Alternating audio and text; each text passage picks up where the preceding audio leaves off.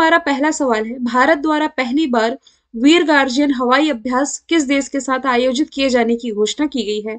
तो ये जो पहला अभ्यास है इस तरह का भारत और जापान के बीच में आयोजित किया जाएगा। इंडियन एयरफोर्स और जापानी वायु आत्मरक्षा बल JASDF ये जनवरी के महीने में यानी कि 16 से 26 जनवरी तक जापान में हयाकुरी हवाई अड्डे और इरुमा हवाई अड्डे पर अपना पहला द्विपक्षीय हवाई अभ्यास यानी कि एयरफोर्स एक्सरसाइज है ये वीर गार्जियन 23 इसे आयोजित करने वाली है। वीर गार्जियन 23 इसके पहले ऑलरेडी 3 एक्सरसाइज मैंने आप लोगों को बताई थी जो कि भारत और जापान के बीच होती है। देखिए, एक तो शिन्यू मैत्री आप लोगों को याद हो ही गई होगी, काफी बार बताया है मैंने। एक जैसे कि कौन सा ये अभ्यास है, नाम वीर गार्जियन, इसी से मिलता जुलता नाम है धर्म गार्जियन एक्सरसाइज। और J for Japan, I for India, ऐसे करके रिलेट किया था हम लोगों ने जिमैक्स। तो ये और 3 एक्सरसाइज भारत की जापान के साथ आप रिलेट कर सकते हो। एशिया के नक्शे में ये है जापान, जिसकी कैपिटल हो जाएगी टोक्यो। टोक्यो के बारे में 2-3 दिन पहले मैंने आप लोगों को बताया था कि 2025 से यहाँ हर घर में सोलर पैनल अनिवार्य कर दिया जाएगा। करेंसी यहाँ की येन है। फूमियो किशिदा यहाँ के प्राइम मिनिस्टर है। यहाँ के जो पूर्व प्राइम मिनिस्टर थे शिंजो अबे, इनकी गोली मार करके हत्या कर दी गई थी। क्वाड समिट रहा ना जो इस वर्ष का जापान में आयोजित किया गया, क्वाड में बेसिकली 4 कंट्रीज शामिल है जिसमें कि भारत भी एक इसका हिस्सा है। भारत जापान तो है ही, इसके अलावा ऑस्ट्रेलिया और अमेरिका, ये हो जाएंगे क्वाड कंट्रीज। अब अदर ऑप्शन को हम एक्सरसाइज से रिलेट करेंगे, जैसे कि मलेशिया, ओमान, अमेरिका। मलेशिया के साथ रिसेंटली कौन सी एक्सरसाइज हुई है भारत की? हरिमो शक्ति एक्सरसाइज। ओमान के साथ नसीम अल बहर अभी अभी जो हुई है वो मैं आपको बता देती हूँ। एक टाइगर ट्रम्प है जो कि भारत और अमेरिका के बीच में होती है। इसके अलावा वज्र प्रहार है, कोप इंडिया है, कोप कोप इंडिया नहीं, कोप इंडिया। 4 याद रखना है आप लोगों को अमेरिका से, कोप इंडिया, वज्र प्रहार, युद्ध अभ्यास और टाइगर ट्रम्प। ठीक है, चलिए भारत के कुछ पड़ोसियों के साथ होने वाली एक्सरसाइज हम रिलेट कर लेते हैं। हाल ही के दिनों में भारत और नेपाल के बीच में, ये दिसंबर लास्ट में ही शुरू होने वाली है, सूर्य किरण एक्सरसाइज, जो कि भारत की नेपाल के साथ होने वाली एक्सरसाइज है। भारत की बांग्लादेश के साथ कौन सी एक्सरसाइज होती है? भारत का पड़ोसी बांग्लादेश भी है, संप्रति एक्सरसाइज। और श्रीलंका के साथ मित्र शक्ति। अगला प्रश्न, आईपीएल के इतिहास में सबसे महंगे खिलाड़ी कौन बने हैं जिन्हें 18.50 करोड़ रुपए में खरीदा गया? 18.5 करोड़ रुपए में। तो अभी हाल ही में जो सैम करन है, सैम करन जो कि इंग्लैंड के युवा ऑलराउंडर हैं, इन्हें आईपीएल अभी की जो नीलामी हुई ना आईपीएल 2023 की, इसमें सबसे महंगे खिलाड़ी ये बने हैं। पंजाब किंग्स ने इन्हें 18.5 करोड़ रुपए की बोली लगा करके खरीद लिया है। अभी ये चर्चे में भी थे क्योंकि 13 विकेट लेने के बाद अभी जो T20 वर्ल्ड कप हुआ ना, इसमें इन्हें प्लेयर ऑफ द टूर्नामेंट पुरस्कार से भी सम्मानित किया गया था। तो सबसे महंगे खिलाड़ी तो बने हैं सैम कुरन। इसमें दूसरे सबसे महंगे खिलाड़ी बने हैं ऑस्ट्रेलियाई ऑलराउंडर कैमरन ग्रीन, जिन्हें मुंबई इंडियंस ने 17.5 करोड़ रुपए में खरीद लिया है। ठीक है, अब वैसे पिछले साल की यदि हम बात करें ना, तो सबसे महंगे खिलाड़ी ये क्रिस मॉरिस थे, साउथ अफ्रीका के खिलाड़ी सबसे महंगे थे। जोस बटलर, जोस बटलर का नाम भी अभी चर्चे में ही था। क्यों चर्चे में था? देखिए, नवंबर मंथ के लिए ICC player of the month ये चुने गए हैं। ठीक है, ईशान किशन, एक दिवसीय जो क्रिकेट रहा बांग्लादेश के खिलाफ, इसमें इन्होंने दोहरा शतक लगाया था, इसलिए चर्चे में आए थे।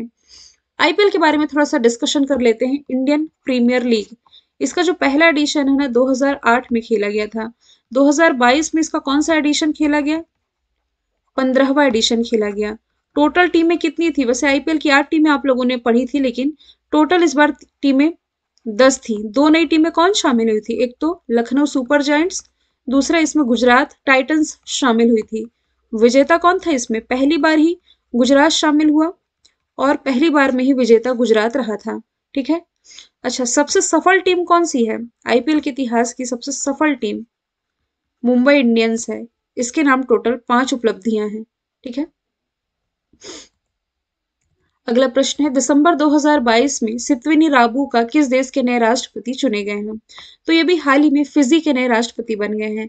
वैसे कभी एग्जाम में प्रेसिडेंट प्राइम मिनिस्टर का सवाल बहुत कम पूछा जाता है कि न्यूली अपॉइंटेड कौन है, लेकिन ऐसा क्वेश्चन मैं इसलिए पिक करती हूँ ताकि उस कंट्री की लोकेशन मैं आपको दिखा सकूँ, कुछ जियोग्राफिकल फैक्ट हम रिलेट कर सकें और उस कंट्री से रिलेट करके कुछ करंट के फैक्ट जो कि हम लोगों ने हाल फिलहाल पढ़े हों वो आप लोगों को याद आ जाए। जैसे फिजी वाला क्वेश्चन मैंने इसलिए पिक किया है क्योंकि देखिए जनवरी के महीने में जब अंतर्राष्ट्रीय हिंदी दिवस मनाया जाएगा। वैसे आपको पता है कि भारत में जो हिंदी दिवस है 14 सितंबर को मनाया जाता है, जबकि अंतर्राष्ट्रीय हिंदी दिवस ये 10 जनवरी को मनाया जाता है। तो इसी मौके पर जनवरी के महीने में जो मुख्य इसका भागीदार देश है यानी कि होस्ट करेगा इस सम्मेलन को, विश्व हिंदी सम्मेलन को, तो ये फिजी ही होस्ट करने वाला है। ये ओशिनिया वाले क्षेत्र में ऑस्ट्रेलिया के पास इसकी लोकेशन देख सकते हैं, जिसकी कैपिटल हुआ करेंसी फिजियन डॉलर है। इसलिए मैंने आपको रिलेट कराया है कि फिजी कुछ समिट होस्ट करने जा रहा है। तो ये न्यूजीलैंड के पास स्थित दक्षिण प्रशांत महासागर में स्थित 300 द्वीपों का एक समूह है। इसने 1970 में ब्रिटेन से स्वतंत्रता प्राप्त की थी। फिजी की आबादी का लगभग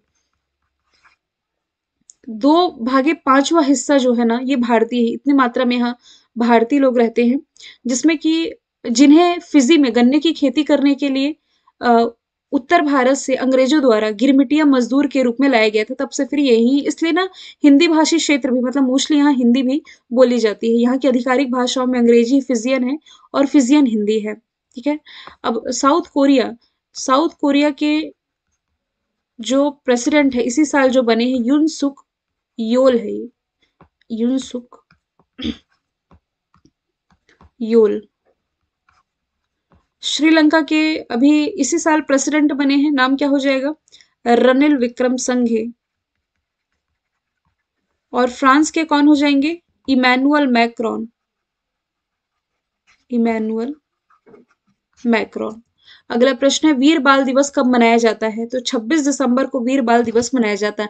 हर साल नहीं, अभी तो इसकी शुरुआत हो रही है क्योंकि इसी साल प्राइम मिनिस्टर नरेंद्र मोदी ने जनवरी के महीने में ये अनाउंस किया था गुरु गोविंद सिंह जी की जयंती के मौके पर कि इनके जो बेटों की शहादत हुई थी, मतलब कि जो जोरावर सिंह थे और फतेह सिंह जिन्हें दीवारों में जिंदा चुनवा दिया गया था मुगल गवर्नर वजीर खान के द्वारा, है ना, तो इन्हीं के शहादत में मतलब कि इनके सम्मान में, इनकी स्मृति में 26 दिसंबर को वीर बाल दिवस के रूप में मनाया जाएगा। ये आपके एनडीए का सवाल बन चुका है। ठीक है। 25 दिसंबर को सुशासन दिवस मनाया जाता है। किसकी स्मृति में? अटल बिहारी वाजपेयी जी की स्मृति में। 24 दिसंबर को कौन सा इंपॉर्टेंट डे मनाया गया? तो राष्ट्रीय उपभोक्ता अधिकार दिवस ये 24 दिसंबर को मनाया जाता है। और 23 दिसंबर को चौधरी चरण सिंह जी की स्मृति में कौन सा दिवस मनाया गया? राष्ट्रीय किसान दिवस। अगला प्रश्न है, भारत की पहली महिला मुस्लिम, 2 बार महिला लिख गया है, भारत की पहली मुस्लिम महिला फाइटर कौन बनी है? तो अभी हाल ही में जो सानिया मिर्जा है, देखिए सानिया मिर्जा ये स्पोर्ट्स प्लेयर आप रिलेट नहीं कर लेंगे, ये उत्तर प्रदेश के मिर्जापुर की रहने वाली है, नाम है सानिया मिर्जा।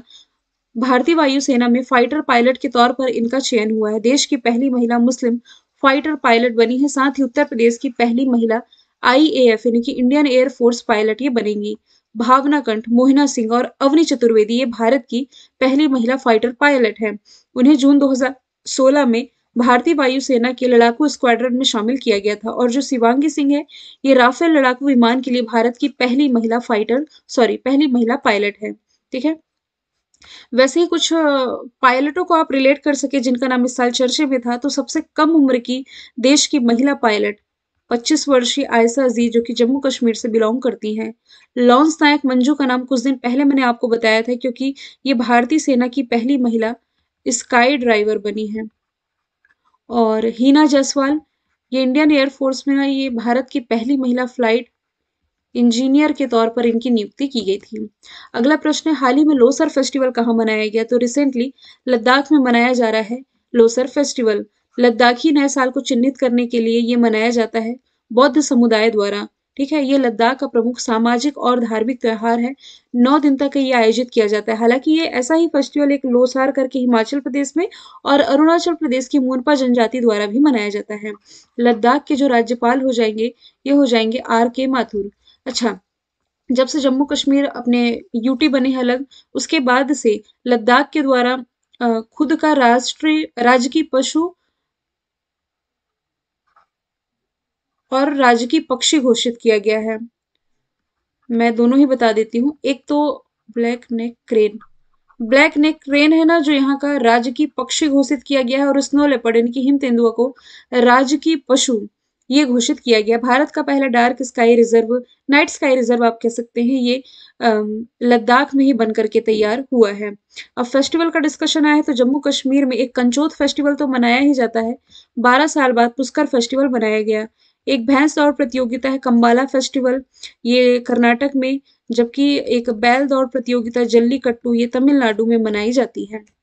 अगला प्रश्न है, हाल ही में फोर्ब्स के द्वारा कमाई करने वाली सबसे ज्यादा कमाई करने वाली महिला एथलीट के रूप में कौन टॉप पर है? तो नाओमी ओसाका, जो कि जापान की एक प्रसिद्ध टेनिस प्लेयर है, ये है नाओमी ओसाका, है ना। तो सबसे ज्यादा कमाई करने वाली महिला एथलीट में ये टॉप पर है। इसमें भारत की तरफ से एकमात्र महिला एथलीट शामिल है, पीवी सिंधु। पीवी सिंधु को ओवरऑल 12वें स्थान पर रखा, मतलब टॉप 25 ऐसी वुमेन्स एथलीट की लिस्ट जारी की गई जो सबसे ज्यादा कमाई करती हैं। टॉप पर नाओमी ओसाका है, 12वें स्थान पर इसमें पीवी सिंधु है। ठीक है। फिर सेरेना विलियमसन, ये यूएसए की है, ऑप्शन में मैंने लिखा भी है। और गू एलिन गू चिन स्किंग, इनका स्पोर्ट्स है और ये कंट्री है। वैसे ही इनका स्पोर्ट्स और ये इनकी कंट्री चीन स्कीकिंग से है, मतलब चाइना से, चाइना कंट्री और स्कीकिंग इनका स्पोर्ट्स है। तो और इसमें वैसे फर्स्ट ही याद रखना है आप लोगों को, सेरेना विलियमसन हालांकि पिछले बार भी सेकंड स्थान पर थी और पहले स्थान पर नाओमी ओसाका ही थी। पीवी सिंधु ये इसमें 25 एथलीट में 12वें स्थान पर रही हैं। और ये जिम्नास्ट सिमोन बाइल्स कहाँ की है? यूएसए की है। इनका भी कोई स्थान है, छठवां सातवां है या पांचवा छठवां है, हालांकि इतना डीप में नहीं जाना है और पूछा भी नहीं जाएगा। बस आपको टॉप का मैंने बता दिया और ये याद रख लेना है। ठीक है।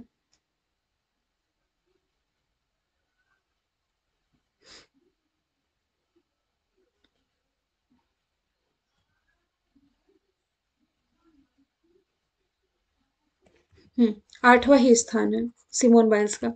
अगला प्रश्न है, नॉर्थ ईस्ट फेस्टिवल का शुभारंभ कहाँ हुआ है? तो रिसेंटली दिल्ली में नॉर्थ ईस्ट फेस्टिवल का शुभारंभ किया गया है जवाहरलाल नेहरू स्टेडियम में। तो एक ऐसा कॉमन प्रश्न स्टैटिक जीके का पूछ लिया जाता है कि जवाहरलाल नेहरू स्टेडियम है कहाँ? दिल्ली में, जहाँ इस नॉर्थ ईस्ट फेस्टिवल का आयोजन किया गया है। 10वां संस्करण है जो कि 23 दिसंबर से शुरू हुआ है, 26 दिसंबर को खत्म होगा। तो जो पूर्वोत्तर क्षेत्र है ना, यानी कि उत्तर पूर्वी क्षेत्र में जीवन की जो विविधता है, संस्कृति है, परंपरा और पर्यटन को ये प्रदर्शित करता है ये फेस्टिवल। अब दिल्ली में शुरू हुआ है तो दिल्ली से कुछ करंट के 5 फैक्ट हम रिलेट कर लेते हैं जो कि हाल ही के दिनों में चर्चे में थे। अनंगताल लेक राष्ट्रीय महत्व का स्थल इसे घोषित किया गया है, ये दिल्ली में ही हो जाएगा। सेंट्रल विस्टा प्रोजेक्ट, ये पिछले बार बीपीएससी का सवाल बना था, ये भी दिल्ली का है। प्रधानमंत्री संग्रहालय का उद्घाटन दिल्ली में किया गया है। फिर से यहाँ ऑड इवन पहल पर विचार किया जा रहा था, हालांकि एक स्विच दिल्ली पहल भी आप रिलेट कर सकते हो। ठीक है।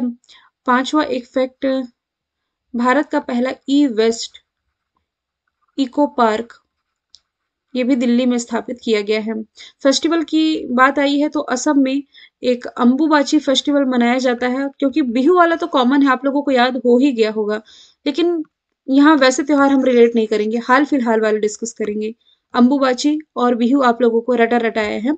हाल ही के दिनों में यहाँ सिलहट सिलचर फेस्टिवल ये मनाया गया। गोवा में इंडियन इंटरनेशनल फिल्म फेस्टिवल का 53वां संस्करण मनाया गया। केरल में जो अंतरराष्ट्रीय सी फूड शो होता है ना, इसका आयोजन किया गया था। अगला प्रश्न है, हाल ही में किस संस्था ने 2022 इन 9 चार्ट्स रिपोर्ट जारी की है? तो रिपोर्ट अभी हाल ही में जारी की गई है वर्ल्ड बैंक के द्वारा। ऑप्शन नंबर डी इसका राइट आंसर हो जाएगा। इसमें यह बताया गया है, यानी कि इस रिपोर्ट में, कि ये जो दुनिया है 1970 के बाद, लगभग 50 साल के पहले की बात ही की जा रही है, 1970 के बाद से अब तक यदि देखा जाए तो सबसे ज्यादा गिरावट का अनुभव कर रही है। इस साल के अंत तक 685 मिलियन लोग गंभीर गरीबी में जीवन यापन कर रहे होंगे और 2020 के बाद ये 2 दशकों में सबसे खराब स्थिति वाला वर्ष होने वाला है, मतलब रहा ही। वर्ल्ड बैंक की स्थापना 1944 में हुई, संचालन इसने 1945 से शुरू किया था, हेडक्वार्टर इसका वॉशिंगटन डीसी में है। डेविड मलपास इसके अध्यक्ष हो जाएंगे जो कि अमेरिका से है।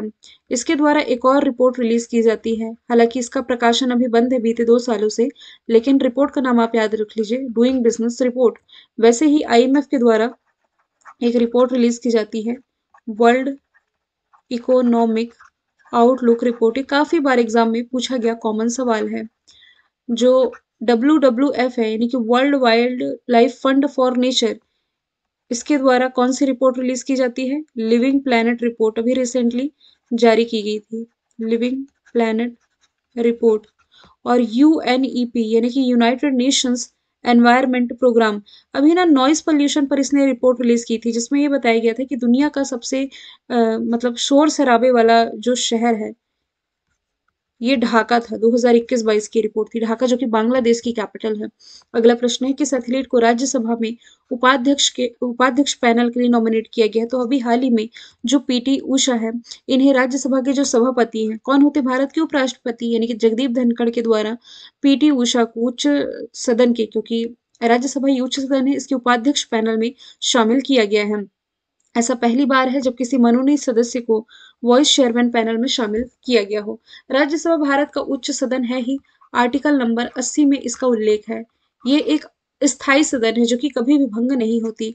हिमा दास एक प्रसिद्ध एथलीट है, असम से बिलोंग करती है। नीरज चोपड़ा भाला फेंक से रिलेटेड है। और सबसे ज्यादा चर्चित खिलाड़ी 2022 के ये यही रहे थे। किस राज्य से बिलोंग करते हैं, हरियाणा से बिलोंग करते हैं। और राजीव गांधी खेल रत्न अवार्ड पाने वाली पहली पैरा एथलीट दीपिका